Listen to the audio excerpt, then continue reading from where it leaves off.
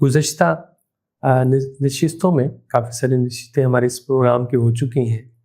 اس میں ہم نے صحابہ کی شخصیت کے بہت سارے پہلوؤں پہ گفتگو کی ہے آثار کی روشنی میں. آج ہم صحابہ کی شخصیت کے ایک بڑے غالب پہلو پہ گفتگو کا آغاز کرنے جا رہے ہیں اور آئندہ کئی نشستیں اسی موضوع پہ ہوں گی. وہ ہے صحابہ کے ہاں جہاد کا جو ہمیں پہلو نظر آتا ہے، ان کی زندگی میں بہت غالب پہلو ہے. اس پہ ہم نشستوں کا آغاز کر رہے ہیں اور ہم دیکھتے ہیں کہ اگر نبی صلی اللہ علیہ وسلم کی بعثت کے اہداف اور آپ کی جو بعثت کا پس منظر ہے، اگر ہم اس کو روایات کی روشنی میں دیکھ لیں تو اس سے ہمیں اندازہ ہو جائے گا کہ صحابہ کے جہاد کی نوعیت یا ان کے جواز کی کیا صورتحال تھی. جی یہ تو بہت اہم پہلو ہے. صحابہ کی جماعت کی جو ذمہ داری تھی اور جو منصب ان کو دیا گیا اور جو کردار انہوں نے تاریخ میں ادا کیا، بالکل اس کا بہت ہی بنیادی اور اہم پہلو ہے. جی انہوں نے جہاد کیا. جی اور ظاہر ہے کہ نبی صلی اللہ علیہ وسلم کے مقصد بعثت کے ساتھ اور آپ جس مشن پر بھیجے گئے تھے، تشریف لائے تھے، اس کے ساتھ جڑا ہوا ہے. بالکل صحیح. جی بالکل ٹھیک. تو کچھ آثار اور روایات پہلے دیکھ لیتے ہیں جس میں نبی صلی اللہ علیہ وسلم کی اس بعثت کے پس منظر اور آپ کی رسول اللہ کی بعثت کس مقصد کے لیے اور کس آپ کا جو ہدف تھا. جی ایک روایت ہے میرے سامنے، یہ صحیح مسلم کی ہے کہ آپ نے فرمایا کہ اللہ تعالیٰ نے تمام روئے زمین پہ دیکھا اور عرب و عجم کو دیکھا، اور اس میں سے اللہ تعالیٰ نے پھر جو ہے وہ اللہ تعالیٰ نے ارادہ کیا کہ میرے ذریعے اللہ تعالیٰ مجھے بھی آزمائیں اور دوسرے لوگوں کو بھی آزمائش میں ڈالیں. اور اس میں اللہ تعالیٰ نے جی یہ الفاظ میرے سامنے، اللہ کو ان سے نفرت محسوس ہوئی. جی جو موجود لوگ تھے ان کو اللہ تعالیٰ زمین پر جو قومیں تھیں، جو گروہ تھے، اللہ نے ایک نظر ڈالی اور اللہ تعالیٰ کو ان سے کراہت محسوس ہے. پھر اللہ تعالیٰ نے ان میں سے مجھے حکم دیا، اللہ تعالیٰ کے نبی صلی اللہ علیہ وسلم فرمایا کہ میری بعثت کے بعد اللہ نے مجھے حکم دیا کہ میں جو ہے وہ قریش کو ایک یہ لفظ ہے وہ حرک قریش، کہ میں ان کو خوب ان کو ذرا آزمائش کی بھٹی میں کو تپاؤں. اور پھر یہ کہ آپ نے فرمایا کہ اگر یہ ان کے ساتھ معاملہ ہوگا تو اس کے بعد ری ایکشن بہت سخت آئے گا، یہ تو آگے سے بہت برا رد عمل ظاہر کریں گے.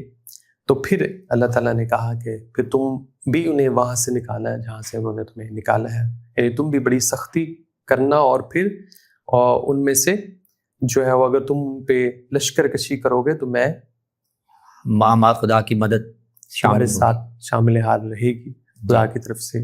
جی یہ ایک روایت ہمارے سامنے آتی ہے جس میں واضح طور پہ یہ بہت اہم اور بنیادی روایت ہے. ان اللہ نظر الی الارض ومقت عربہم عجمہم.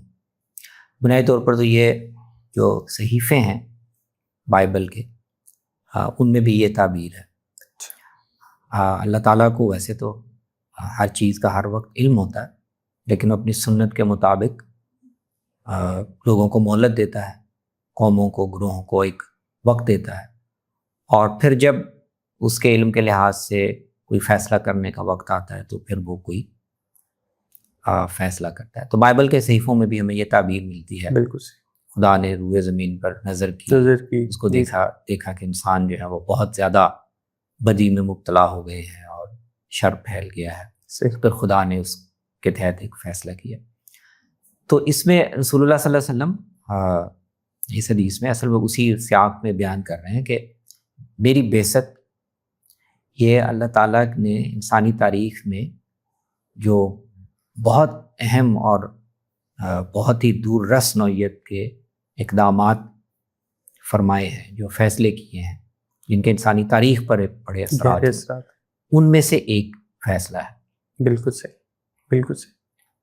اور اللہ نے اس سے پہلے بھی مختلف گروہوں کو زمین میں سرفرازی دینے کا فیصلہ کیا، کئی گروہوں کے لیے کتاب ہدایت بھیجنے کا اہتمام کیا، ان کو فضیلت دی، اور وہ سب اپنے اپنے وقت کے ساتھ کچھ کردار ادا کیا، کچھ انحراف کا شکار ہو گئی۔ تو مجھے اللہ تعالیٰ نے جب اس مرحلے پر مبعوث کیا تو منظر وہ یہ تھا کہ اس طرح کے جتنے بھی گروہ تھے جن کے پاس کوئی ہدایت آئی ہوئی تھی، جی جی، وہ سب گمراہی کا، بگاڑ کا شکار ہو چکے تھے۔ بالکل اللہ نے دیکھا کہ اس میں کوئی بھی گروہ اللہ کو دل پسند نہیں لگا، اچھا نہیں لگا۔ گویا وہ خدا کے عرب مشن بھی- کے لیے عرب بھی گمراہی کا شکار ہے، عجم بھی گمراہی کا شکار ہے۔ اچھا، اس میں ایک اہم جملہ ہے، اللہ بقایا من اہل الکتاب، اہل کتاب کچھ لوگ تھے جو اہل کتاب میں سے چند کچھ حصے جو بھی ان کے مین اسٹریم میں نہیں تھے، نہیں تھے، بالکل وہ ادھر ادھر خانقاہوں میں، صومعوں میں کہیں چھپ چھپا کے اللہ کی عبادت کر رہے تھے۔ تو اس سیاق میں اللہ تعالیٰ نے مجھے بھیجا کہ میں ایک نئی امت کو گویا قائم کروں اور وہ زمین پر میرے نام کو، میرے دین کو سر بلند کرے۔ تو اس کی پھر اللہ نے یہ اسکیم بنائی کہ میں سب سے پہلے تو یہ کام شروع کروں قریش سے۔ بالکل ٹھیک، اس قوم میں مجھے مبعوث کیا گیا ہے، ان کو میں اس آزمائش میں ڈالوں کہ یہ حق قبول کرتے ہیں کہ نہیں کرتے۔ وہ یقیناً رد عمل دکھائیں گے، مخالفت کریں گے تو ان کے ساتھ یہ معاملہ ہوگا۔